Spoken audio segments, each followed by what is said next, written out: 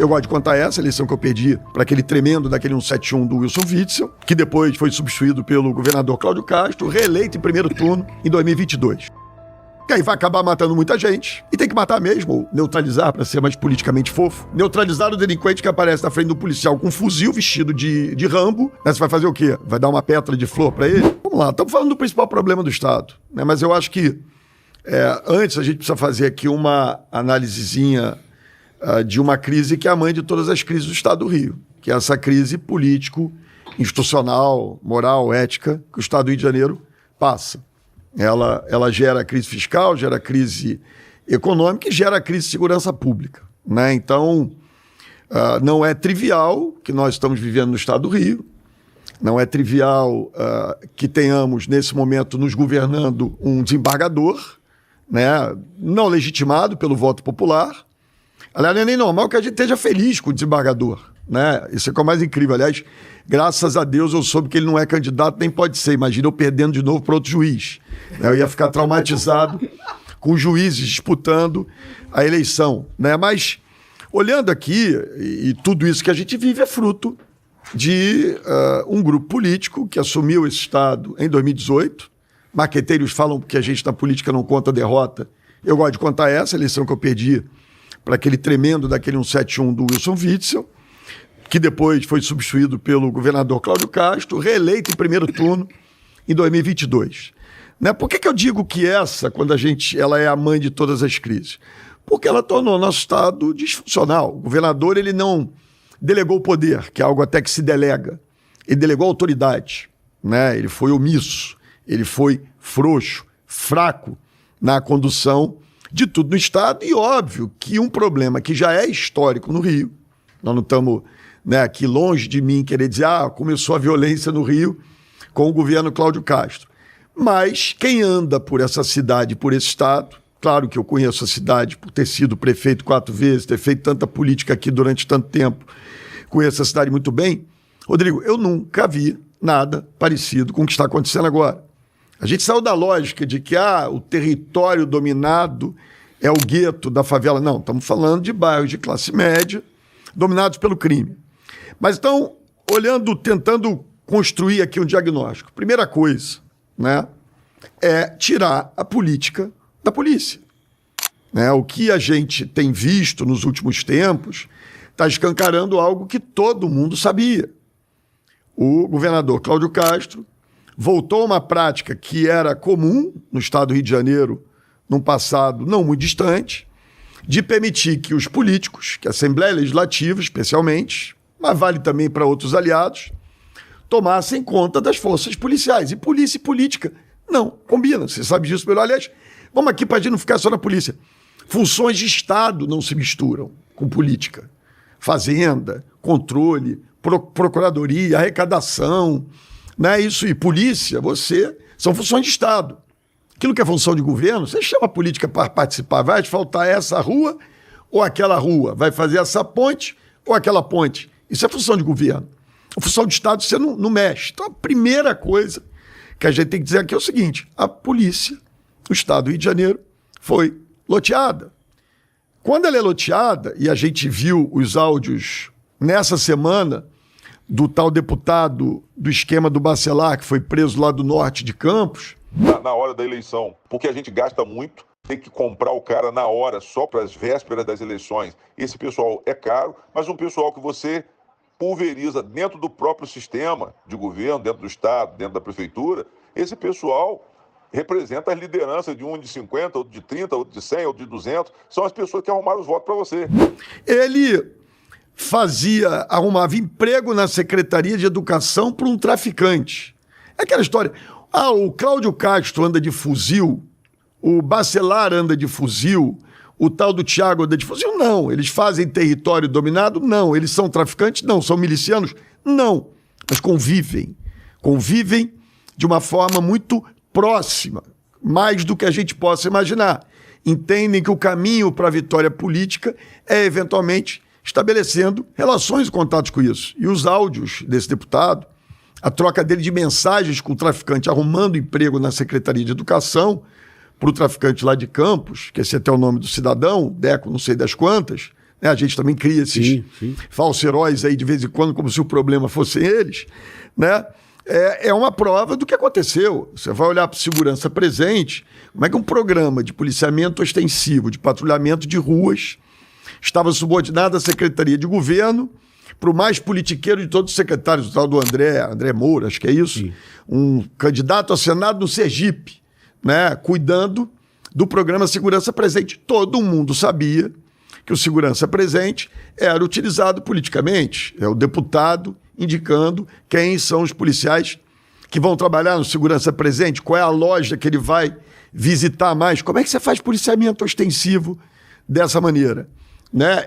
A gente sabe que nós tivemos vários secretários no governo Cláudio Castro indicados pela política, né? Inclusive o senhor Rodrigo Bacelar mudou uma lei na LERJ para fazer secretário de Polícia Civil delegado a mim. Um delegado que não podia, que era ligado a ele. Depois, quando foi demitido, foi cuidar da segurança da LERJ.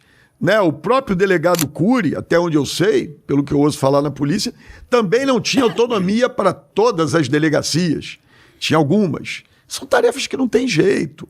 O secretário tem que ter comando, tem que tocar a vida. Então, por que eu me estendo nessa história da política? Porque enquanto a gente não tirar as patas dos políticos dessa política de Estado, que é a segurança pública, nós vamos falar que o planozinho que quiser, esses bonitinhos que saem em manuais, né? E eu vou aqui fazer minha parte como bom aluno, né? Vamos falar de investigação, de uso de tecnologia, né? Ficamos todos virando especialistas em segurança pública. Mas a grande verdade é que o começo da história é gestão, é política de Estado e política longe desse negócio. Como é que você pede para um policial, Rodrigo, você já enfrentou isso? Eu nunca enfrentei, né? Eu nunca tive que entrar em um lugar dominado pelo crime e trocar tiro por ninguém, até porque eu não sei dar tiro nem de estilingue, né? Como é que você pede para o policial que ganha o salário que ganha, que olha a política tomando conta do jogo, que vê o deputado roubando, vai me matar por causa desse negócio? Então tem uma questão aí também que é comando. Eu estou tentando aqui diagnosticar e ao mesmo tempo já dizer, ó, os deputados, os vereadores, aliás, quando eu faço reunião com eles, eles todos sabem. Com o Eduardo Paes, se for governador, vocês não se metam, não me peçam, não me liguem para falar de uma delegacia ou de um comando de batalhão. Pode até reclamar da segurança daquela determinada área que você representa, mas não vai ser você que vai escolher o comando do batalhão e os dados vão mostrar se a sua reclamação procede ou não. Então, polícia tem que ter independência, né? O controle político da polícia é pelo governador eleito, o chefe do executivo. Uma outra questão, né, que é muito importante, eu não sei se isso tira voto, dá voto, talvez as corporações não gostem do que eu vou dizer, mas como é que você tem, e aí regra básica de gestão, 4 secretarias tomando conta do tema segurança pública? Você tem uma secretaria da Polícia Civil, uma secretaria da Polícia Militar, uma secretaria de segurança e uma secretaria de administração penitenciária. Né? Voltar ao modelo anterior de uma secretaria de segurança que de fato, porque tem autonomia da Polícia Militar, da Polícia Civil, deve ter um jeito lá de garantir autonomia orçamentário-financeira, mas com o secretário que exerça comando. Como é que o secretário de segurança que não manda no secretário da Polícia Civil, da Polícia Militar, nós já temos essa coisa muito peculiar do Brasil de 2 polícias, né? E aí ninguém integra, né? Haja governador presente no tema para ficar comandando, integrando uma estratégia. Qual é a política de segurança pública desde que o Cláudio Castro assumiu o governo do Estado? Eu desconheço. Aliás, eu desconheço quem fala em nome da segurança pública no governo do Estado. Dependendo do momento, falo da civil ou da militar, ou de vez em quando surge um secretário de segurança. Eu me lembro, né, eu sempre mantenho uma relação institucional boa quando estou no executivo com quem quer que seja o governante. Quantas vezes eu não conversei com o governador Cláudio Castro dizendo, cria a Secretaria de Segurança. Um belo dia ele me disse, vou criar. Para minha surpresa, ele criou, mas não distinguiu as outras. Né? Então inventou mais uma. Então esse é um tema também. Nós vamos recriar a Secretaria de Segurança. Vamos garantir a autonomia orçamentária, financeira, seja lá o que for, para que as corporações toquem suas vidas. Mas a gente precisa de comando, clareza. E aí tem... E para mim essas são as questões de fundo, Rodrigo. O resto, é óbvio que a gente precisa, né? Você tem um problema no Rio, e aí ele era uma peculiaridade da região metropolitana, não é mais, que é a questão do território dominado.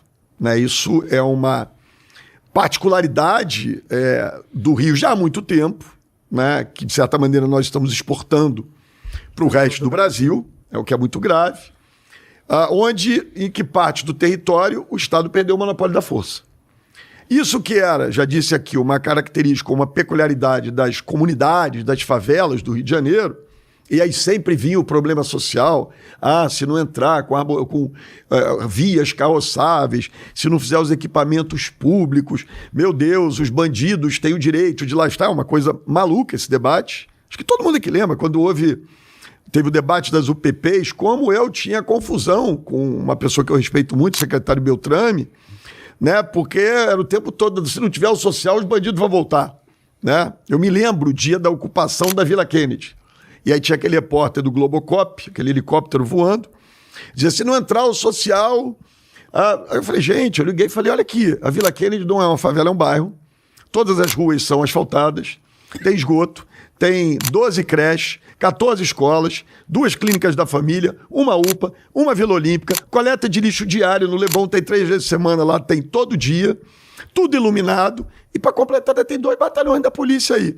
O 14º Batalhão de Vias Especiais. Que conversa é essa de que o problema é social? Mas a nossa questão, Rodrigo, nos últimos anos no Rio, é que eles começaram a ocupar agora áreas estabelecidas, bairros urbanizados da cidade. O que é o Complexo de Israel? O Complexo de Israel é Cordovil, Cidade Alta e Brasipina. É bairro? Bairro. Cidade Alta é um conjunto habitacional, com 3 escolas lá dentro, 2 ou 4, não sei aqui exatamente, depois fica esses caras checando, enchendo o saco, né? Ruas asfaltadas, iluminação, transporte abundante na porta, até porque está na porta da Avenida Brasil.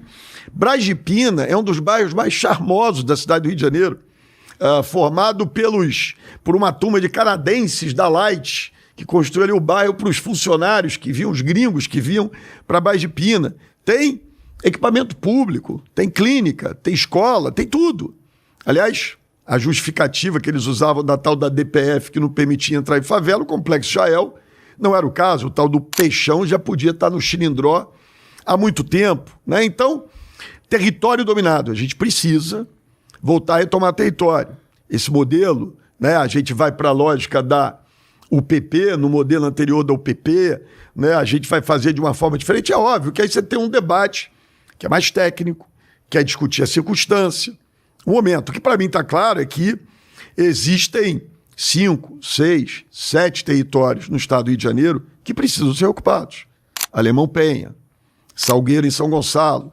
Né? Você tem áreas que são clusters, né, desse crime organizado, desses delinquentes, e aí o Estado tem que mostrar força. Não pode ir lá só uma vez, que aí vai acabar matando muita gente, né? E tem que matar mesmo, ou neutralizar, para ser mais politicamente fofo, né? Neutralizar o delinquente que aparece na frente do policial com um fuzil vestido de Rambo, né? Você vai fazer o quê? Vai dar uma pétala de flor para ele? Né? E tá aqui falando uma pessoa que não defende morte de ninguém. Para mim tinha que estar todo mundo preso, né? No sistema penitenciário adequado. Então, retomada de território é algo fundamental no Estado. Se a gente não retomar o território, não restabelecer a autoridade, né? Se essa gente continuar olhando para a nossa cara e dando tapa na cara da gente, né? E foi o que aconteceu nos últimos anos no Rio, né? Nós não vamos restabelecer a segurança. Isso vai gerando esse ambiente todo de degradação que a gente vê. O terceiro ponto, a gente precisa parar de achar que prendendo os personagens, o Peixão da vida, esses nomes que surgem, os Docas, Dicos, Tecos e não sei das quantas, a gente tem que entender a estrutura do crime organizado. E a gente sabe que a estrutura do crime organizado hoje, a droga passou a ser algo a mais. Né? A gente está falando de domínio de território e de atividade econômica. Gás, net, né? TV a cabo, internet, construção irregular. Cigarro. Né? Aliás, perguntem ao governador Ricardo Couto, como é que... Eu só estou vendo pelos jornais, né? E vi nas entrevistas dele. a retomada do barreira fiscal, que acabou porque estava com os políticos. Quando esse cigarro fraudado entra aí, os deputados, está nas planilhas do Rodrigo Bacelar, estavam indicando barreira fiscal, Rodrigo. Aí a gente não entende por que o Felipe, nessa história dramática que a gente viu esse policial civil, piloto de helicóptero da Polícia Civil, por que ele é aquela cena dantesca, né? Eu conversei com o delegado Fabrício na segunda-feira, né, manifestando minha solidariedade ali ao pessoal do CORE, das divisões lá né, aérea da Polícia Civil, e eu vi as cenas, ele mandou uns vídeos da quantidade de tiro que o helicóptero do Felipe tomou. A gente não entende por que essas coisas acontecem, né? Essa conivência. Então, asfixia financeira. Não dá para fazer mais uma operação no estado do Rio de Janeiro que não tenha asfixia financeira. Aí a gente fala inteligência. Esse negócio da inteligência é curioso, da segurança pública. Inteligência é inteligência. Inteligência, aliás, é bom em tudo, né? Gente burra e bandida tá cheio. Mas, enfim, usar a inteligência no sentido da segurança pública para fazer asfixia financeira desses delinquentes. Tem-se que fazer, sim, um trabalho de valorização das polícias. E essa valorização é junto com corregedoria forte, com corregedoria independente. A gente não pode aceitar, e aí eu repito a força do exemplo. Repara, Rodrigo, as pessoas ficam fazendo diagnósticos e analisando as UPPs. Eu afirmo para vocês, como um espectador, participante, atento daquele processo, o que destruiu as UPPs foi quando o governador Sérgio Cabral perde a sua autoridade política.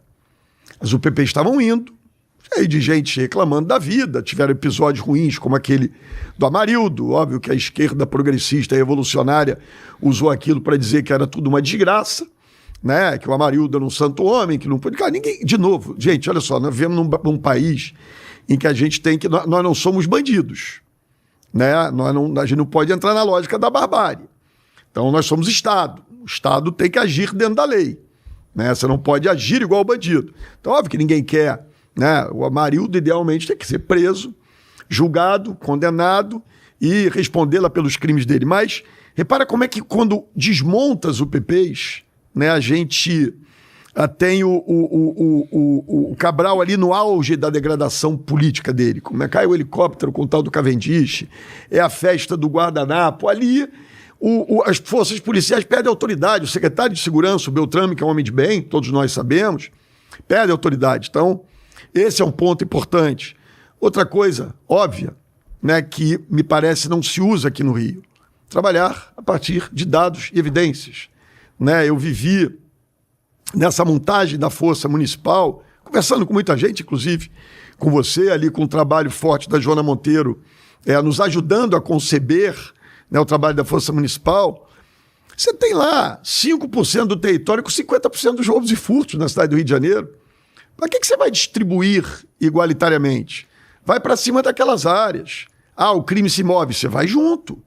Agora, tem que acompanhar com dado, tem que ter evidência, tem que ter comando, tem que ter acompanhamento permanente. Então, isso é algo que que a prefeitura está fazendo na Força Municipal, né? De novo, óbvio, é uma experiência ainda muito embrionária, ainda são muito poucos policiais, ainda são as áreas escolhidas, mas esse crescendo, e eu acho que tem que ser um crescimento de fato cuidadoso, né, para que as coisas sejam bem feitas, com dados e evidências, a gente vai avançar nessa história.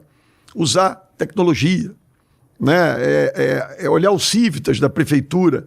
Ali a turma do Caixa estava querendo comprar 200 mil câmeras por 2 bilhões já. Deviam estar metendo a mão nessa história, certamente. As câmeras...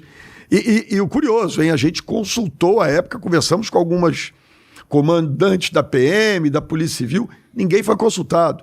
Tinha lá um suposto delegado, acho que nem delegado um inspetor, sei lá que ele era da Polícia Civil, que ficava muito próximo ao governador, que foi à China e comprou 2 bi de câmera, queria comprar, tal de projeto Sentinela, sem critério, né, sem inteligência nenhuma, começaram a vender como mais um factoide eleitoral que eles fariam. Então, usar a tecnologia, a gente está mostrando que o Civitas ali na Prefeitura do Rio ajuda muito as forças policiais no trabalho de investigação. É óbvio que pode, a gente acredita, chama mais atenção essa história as pessoas adoram o negócio da câmera, né, que reconhece a cara do sujeito e você prende logo. Sim.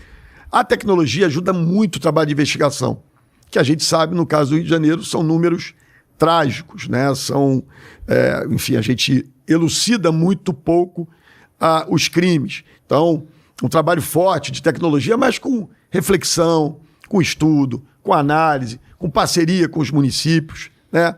Um outro ponto que eu destacaria aqui, e aí eu termino aqui para não falar demais, né? A gente podia falar aqui vamos melhorar. Tá, vou falar uma coisa que o Garotinho fez, delegacia legal, né? Volta a delegacia legal, traz ali, melhora as estruturas, tudo isso a gente pode falar aqui, atender os pleitos da corporação. Mas o que eu acho, Rodrigo, e aí é onde eu sei fazer melhor. Eu nunca operei ninguém na minha vida e não entendo nada de doença. Mas a gente revolucionou a saúde na cidade do Rio de Janeiro, com gestão, com quadro qualificado, mas com um governador, com um prefeito com um bico no balcão e com o olho do dono.